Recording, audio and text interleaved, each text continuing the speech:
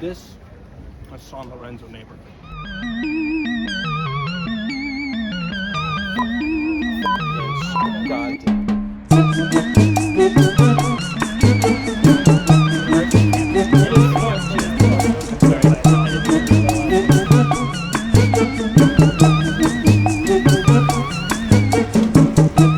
This is the San Lorenzo neighborhood.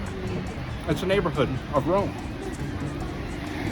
It lies in the shadow of Termini, a remnant of the industrial past of the city and the industrial yards and the facilities.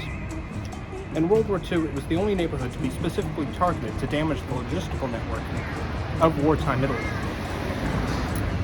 And because of its past, it remains a predominantly left-wing working class area. Due to the bombing, it had to be rebuilt, including the facade of the San Lorenzo Church, after which the neighborhood is named. This neighborhood, like any others, is difficult to understand without a complete view of its history and its contemporary circumstances.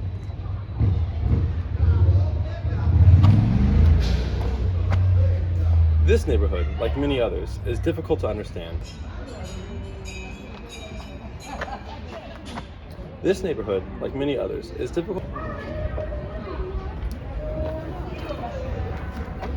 This neighborhood, like many others, is difficult to understand without a holistic view of its history and its contemporary circumstance. For example, this is the midpoint between the remnants of its industrial roots and the gentrification we're seeing through Rome, and to be frank, a lot of European capitals experience this. So, what makes this neighborhood special?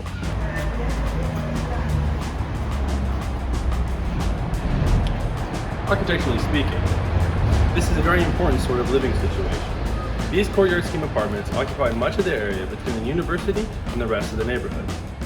You'll notice that unlike a lot of large courtyard blocks in this city, this one privileges the courtyard as not only an entry space, but a place to foster community. Let's walk. Are you filming? Yeah. Alright, yeah, so as you can see, got attacked by a dog, San Lorenzo. Not a joke, by the way. But, I mean, we all saw it. Just gotta sew my shirt now, I guess. Office face.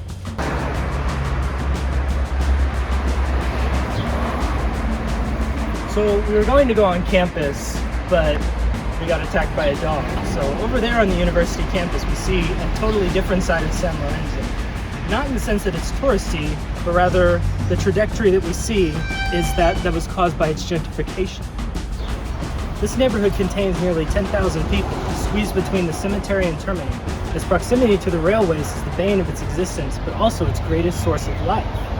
It occupies the shadow of railway Termini, which you see being in the opposite direction as the historical center.